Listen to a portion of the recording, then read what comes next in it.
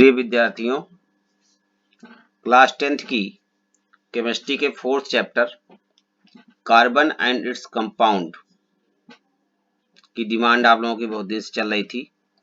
आज हम इसी चैप्टर के फर्स्ट पार्ट का वीडियो लेकर उपस्थित हैं। कार्बन एवं उसके यौगिक। सबसे पहले हम लोग इस चैप्टर के इंपॉर्टेंट फैक्ट्स को देख लेते हैं। इससे हमारा एक पूरा चैप्टर कंक्लूड हो जाएगा और इसके बाद हम लोग आगे का डिस्क्रिप्शन कर पाएंगे। तो आइए शुरू करते हैं इंपॉर्टेंट फैक्ट्स। सबसे पहला पॉइंट जो हमारी पुस्तक में दिया गया है वह है कार्बन की सर्वतोमुखी प्रकृति। सर्वतोमुखी प्रकृति यानी वर्सेटाइल नेचर। कार्बन एक सर्वतोमुखी तत्व है जो सभी जीवों एवं हमारे उपयोग में आने वाली अनेक वस्तुओं का आधार है। अर्थात कार्बन सभी जीवों में पाया जाता है और साथ ही साथ हमारे उपयोग में आने वाली अनेक वस्तुओं में कार्बन उपस्थित होता है। चाहे हमारे खाने के लिए रोटी हो, चावल हो, या हम जो पेपर यूज करते हैं वह पेपर हो, कागज जिस पर हम लिखते हैं, पुस्तकें जिस चीज की बनी होती हैं, ये सब चीजें जो हम पहनते हैं, कपड़ा, उसमें भी इन सब में कार्बन प्रचुर मात्रा में पाया जाता है। दूसरा पॉइंट हमारा है कि कार्बन की संयोजकता, वैलेंसी ऑफ द कार्बन +4 -4 होती है। +4 भी होती है और -4 भी होती है। श्रृंखलन प्रकृति के कारण यह अनेक यौगिक बनाता है। इसमें यौगिक बनाने की क्षमता श्रृंखलन प्रकृति के कारण होती है।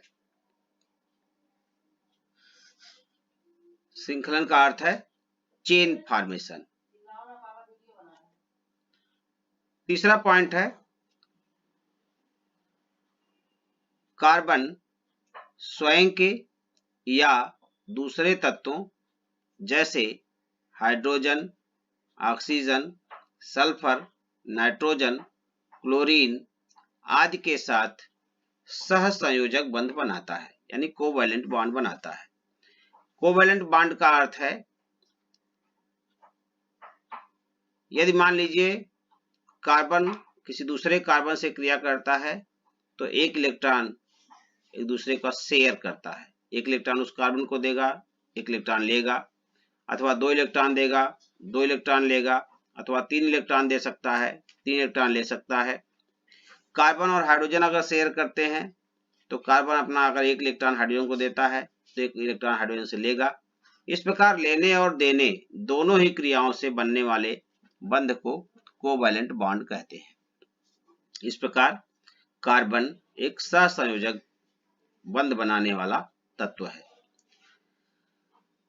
चौथा पॉइंट है कार्बन ऐसे यौगिक बनाता है जिसमें कार्बन कार्बन परमाणुओं के बीच डबल बॉन्ड यानी पाई बॉन्ड या ट्रिपल बॉन्ड यानी त्रिबंध होते हैं।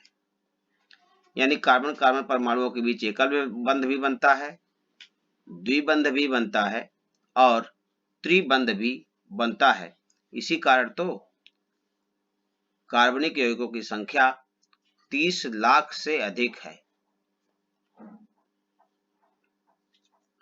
पांचवा पॉइंट जो महत्वपूर्ण है वह है कि कार्बन के यौगिक ये श्रृंखलाबद्ध भी हो सकते हैं, शाखा युक्त भी हो सकते हैं और रिंग के रूप में भी हो सकते हैं। चेन बना सकते हैं। श्रृंखलाबद्ध माने चेन बनाना, शाखा युक्त होना माने ब्रांचेस के रूप में, और रिंग के रूप में भी ये पाए जाते हैं। जैसे बेंजीन हमारा है, बेंजीन रिंग के रूप में पाया जाता है। छठवां महत्वपूर्ण पॉइंट है कार्बन की श्रृंखला बनाने की क्षमता के कारण यौगिकों की एक समजातीय श्रेणी यानी होमोलोगस सीरीज बनती है। इस होमोलोगस सीरीज को, इस होमोलोगस सीरीज को हम विभिन्न लंबाई वाले कार्बन श्रृंखला से समान क्रियात्मक समूह जोड़कर बना सकते हैं। जो होमोलोगस सीरीज बनती है इसमें समान क्रियात्मक समूह जुड़े होते हैं।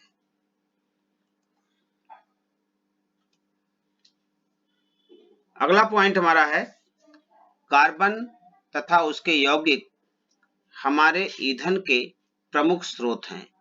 हम ईंधन के रूप में चाहे लकड़ी जलाते हो, चाहे कोयला जलाते हो, चाहे एलपीजी जलाते हो, चाहे डीजल, पेट्रोल या मिट्टी के तेल का उपयोग करते हो, ये सब ईंधनों में कार्बन एक प्रमुख तत्व के रूप में उपस्थित होता है। 8वां पॉइंट हमारा है कार्बन के यौगिक एथेनॉल एवं एथेनोइक एसिड, ये दो हमको इस चैप्टर में पढ़ना है। एथेनॉल के बारे में पढ़ना है, एथेनोइक अम्ल के बारे में पढ़ना है। तो एथेनॉल और एथेनोइक अम्ल का हमारे दैनिक जीवन में बड़ा महत्व है। एथेनॉल का व्यापारिक नाम एथिल अल्कोहल है। इसका उपयोग अनेक प्रकार से होता है। सभी अल्कोहलिक पदार्थों में, जो भी अल्कोहलिक यानी शराब जैसे पदार्थ हैं, इन सब में एथिल अल्कोहल प्रचुर मात्रा में होता है।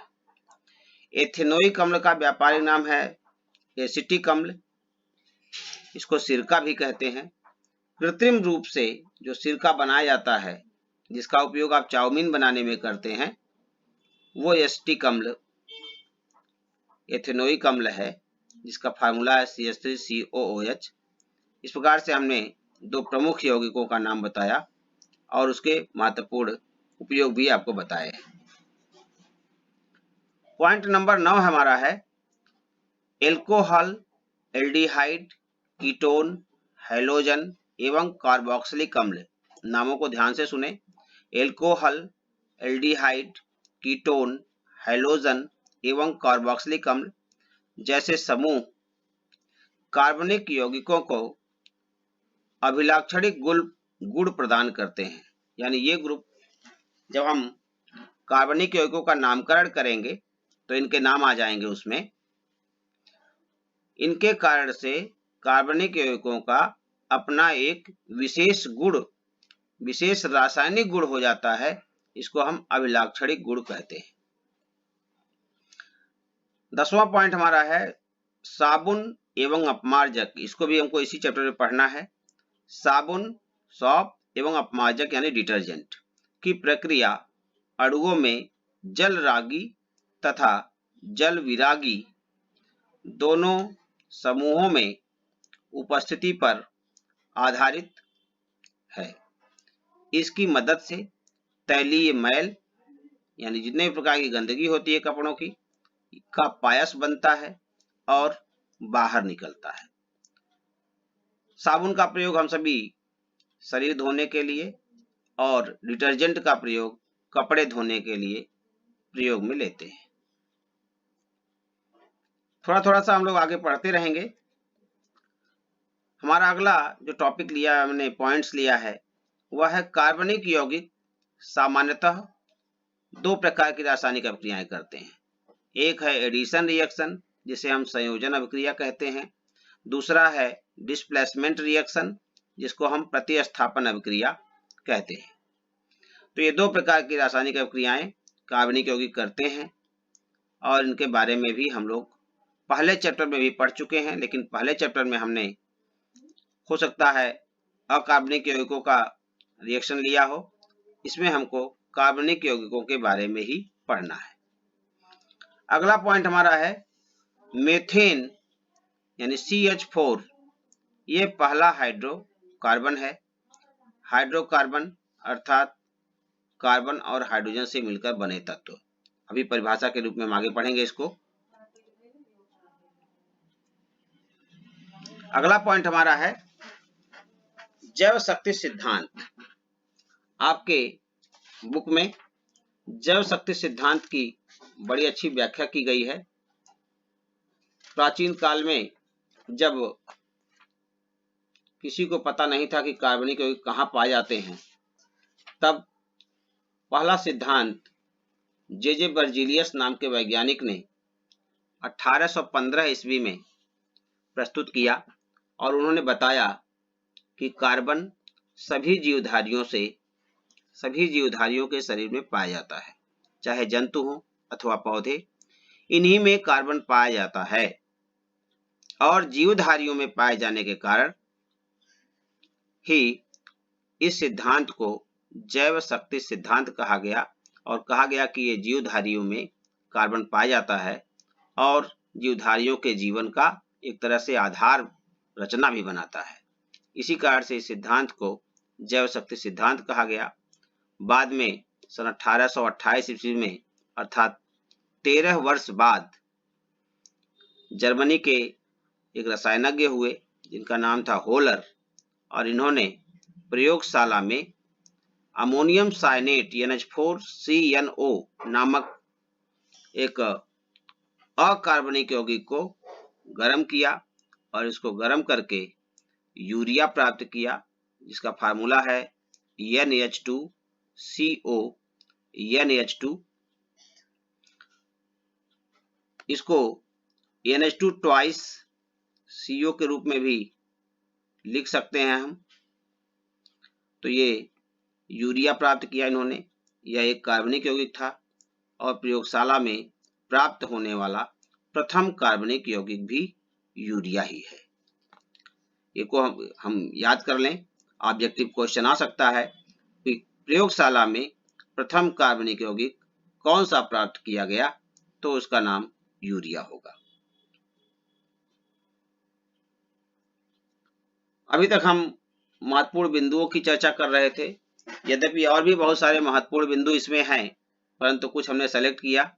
अब कुछ प्रमुख परिभाषाओं की चर्चा कर लेते हैं और इस वीडियो से आपको, अगर केवल इसी वीडियो को आप पूरा देख लेते हैं तो आपको कम से कम 2 से 4 अंक बोर्ड परीक्षा में मिलने वाला है। इसलिए इस वीडियो को पूरा देखें और इससे आपका ज्ञान बढ़ेगा, ये तो है ही, साथ साथ बोर्ड परीक्षा में अच्छा अंक भी आएगा। अगर आपको वीडियो अच्छा लगे तो अपने साथियों को भी इसके लिए प्रमोट करें। कौन कौन सी परिभाषाएं हमने इसमें सेलेक्ट की हैं आपके लिए, देखिए। पहली जो हमारी परिभाषा है वह है हाइड्रोकार्बन। अभी बीच में आया था हाइड्रोकार्बन क्या है। तो कार्बन और हाइड्रोजन के संयोग से बने यौगिक हाइड्रोकार्बन कहलाते हैं। जैसे मेथेन, इसका फार्मूला होगा CH4, एथेन C2H6 और ऐसे ही बहुत सारे। हाइड्रोकार्बन 2 प्रकार के हो सकते हैं। पहला संतृप्त हाइड्रोकार्बन, जिसे हम सैचुरेटेड हाइड्रोकार्बन कहते हैं। सैचुरेटेड हाइड्रोकार्बन में सभी बंध एकल बंध होते हैं, यानी जितने भी रासायनिक बंध बनेंगे सभी एकल बंध बनेंगे और एकल सह संयोजक बंध बनेंगे। हम पहले ही बता चुके हैं कि हाइड्रोकार्बन की विशेषता है या कार्बनिक यौगिकों की विशेषता है कि उसमें एकल बंध, द्विबंध, त्रिबंध और सभी सहसंयोजक बंध बनते हैं। तो संतृप्त हाइड्रोकार्बन में केवल एकल बंध होते हैं। इस प्रकार से आप एक बार कह सकते हैं, एकल बंध वाले हाइड्रोकार्बन को संतृप्त हाइड्रोकार्बन कहते हैं। दूसरी परिभाषा हम ले लेते हैं, जो असंतृप्त हाइड्रोकार्बन किसे कहते हैं। What are unsaturated hydrocarbons. तो अब 2 का बंध बच गए, द्विबंध और त्रिबंध। यानी जब कार्बन और कार्बन परमाणुओं के बीच द्विबंध हो या त्रिबंध हो, तो ऐसे हाइड्रोकार्बन को, और वो बने हो केवल हाइड्रोजन और कार्बन से ही, तभी हाइड्रोकार्बन कहलाएंगे। हाइड्रोकार्बन का मतलब है कि हाइड्रोजन और कार्बन से बने यौगिक, और इसमें कोई तत्व नहीं होना चाहिए। तो ऐसे हाइड्रोकार्बन जिनमें द्विबंध या त्रिबंध उपस्थित होता है वे असंतृप्त हाइड्रोकार्बन कहलाते हैं। अब हम सीधा सीधा जान सकते हैं कि हाइड्रोजन और कार्बन के बीच तो द्विबंध नहीं बन सकता, क्योंकि हाइड्रोजन के पास केवल एक इलेक्ट्रॉन होता है। तो कहां बनेगा? कार्बन और कार्बन परमाणु के बीच में द्विबंध या त्रिबंध बनेगा। इसका मतलब यह है कि असंतृप्त हाइड्रोकार्बन होने के लिए यह आवश्यक है कि उसमें कम से कम 2 कार्बन तो होने ही चाहिए। यानी शुरुआती जो हाइड्रोकार्बन असंतृप्त हाइड्रोकार्बन होगा वह भी 2 कार्बन वाला होगा, C2 से शुरू होगा। तो आगे बढ़ते हैं हम। इस प्रकार से यह हाइड्रोकार्बन्स की बात आ गई। अब असंतृप्त हाइड्रोकार्बन में डबल बॉन्ड वाले, ट्रिपल बॉन्ड वाले यौगिक आएंगे, एल्कीन और एल्काइन। आगे हम बताएंगे आपको। एल्कीन और एल्काइन आते हैं असंतृप्त में, और संतृप्त में आते हैं एल्केन। यहाँ याद कर लीजिए, आगे हम इसकी चर्चा करेंगे।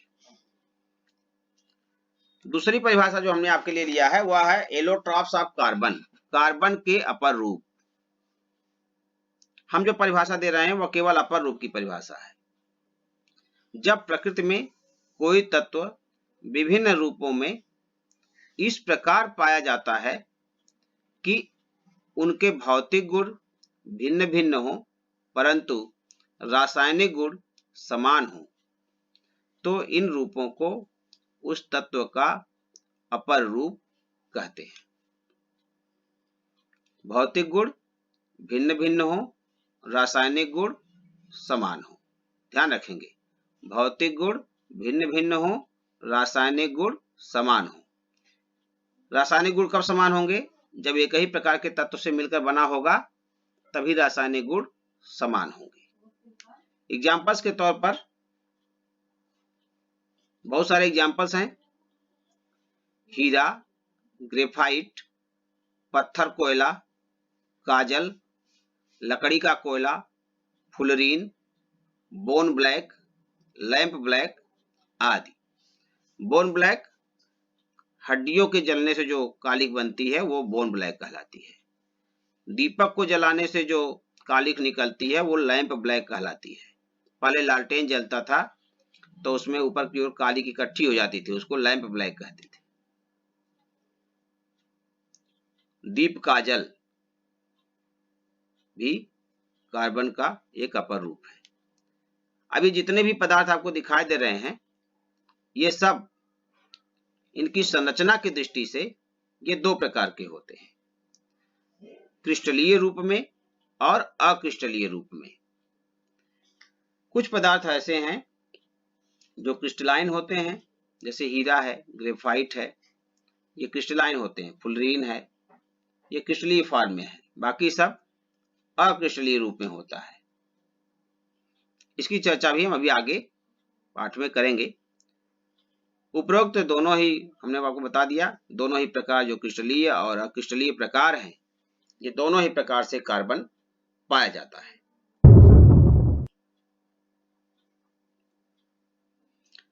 तीसरा हमारा है होमोलोगस सीरीज, सजातीय श्रेणी या समजातीय श्रेणी।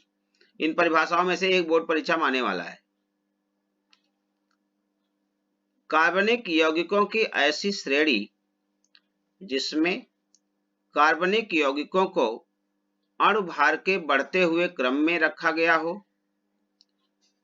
और जिसके प्रत्येक सदस्य में समान क्रियात्मक समूह उपस्थित हो तथा जिसके 2 क्रमागत सदस्यों के अणुसूत्रों में केवल CH2 का अंतर हो, वो सजातीय श्रेणी कहलाती है। अब इसमें 3 शब्द आए हैं। एक, अणुभार के बढ़ते हुए क्रम में। पहला कौन सा आया है कि अणुभार के बढ़ते हुए क्रम में रखा गया हो। दूसरा एक पॉइंट आया है हमारा इसमें कि इसमें समान क्रियात्मक समूह हो। क्या हो?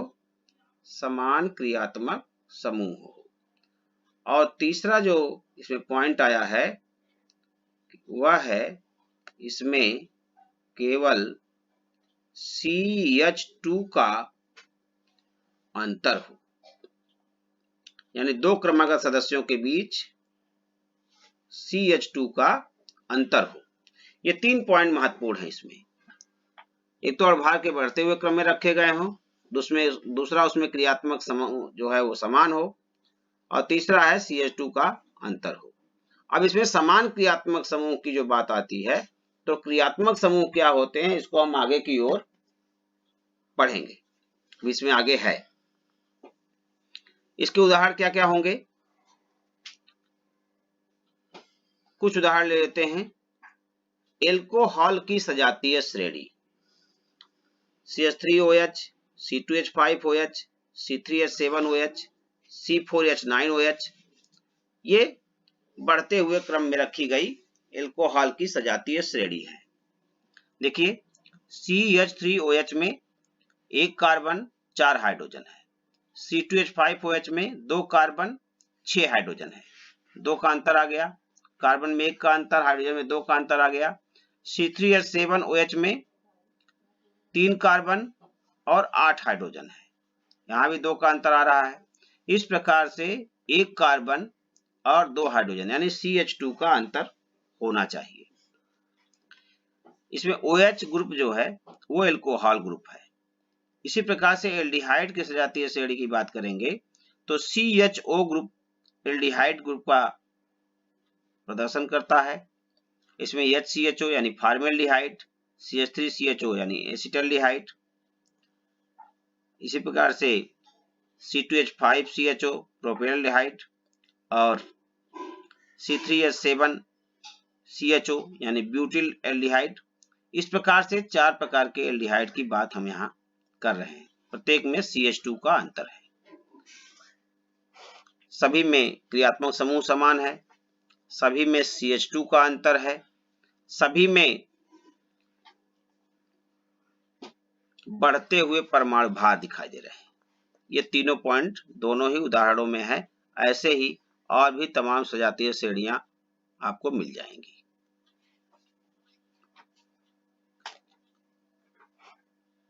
चौथा जो महत्वपूर्ण पॉइंट हमने लिया है वो है आइसोमेरिज्म। बार बार ये क्वेश्चन परीक्षा में आता है, विद्यार्थी दिमाग में बार बार इस बात को रखते हैं आइसोमेरिज्म क्या है।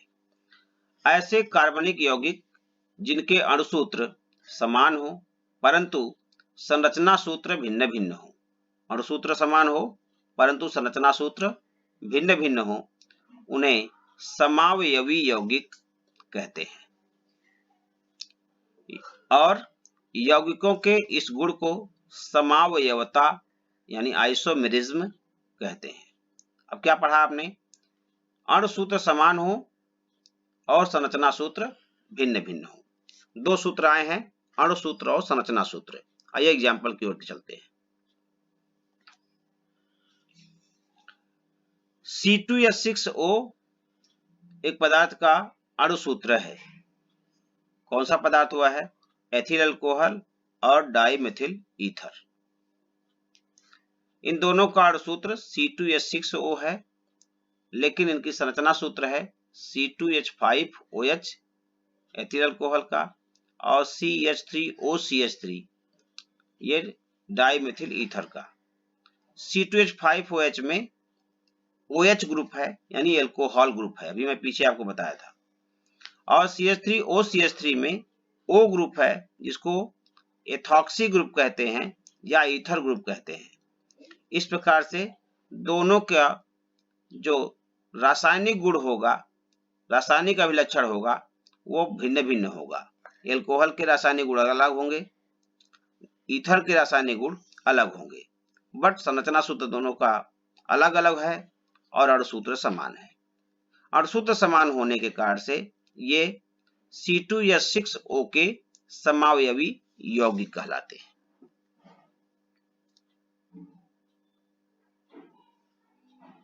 तो इस पाठ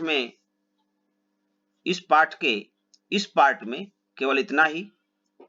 आशा है आपको ये वीडियो अच्छा लगा होगा। मैं फिर एक बार रिक्वेस्ट करूंगा, पूरा वीडियो कम से कम 2 बार देखें, और उसको ध्यान से सुने, जिससे कि आपका पूरा चैप्टर अच्छी तरह से तैयार हो जाए। अगर ये वीडियो आप ध्यान से देखते हैं तो पूरे चैप्टर की समरी इसमें उपस्थित है, और हम लोग आगे अब एक एक हेडिंग का अलग अलग डिस्क्रिप्शन अगले पॉइंट में यानी अगले वीडियो में आपको कराने वाले हैं। तो आइए इस वीडियो को यहीं समाप्त करते हैं और अगले वीडियो का इंतजार करते हैं। चलिए, बहुत बहुत धन्यवाद।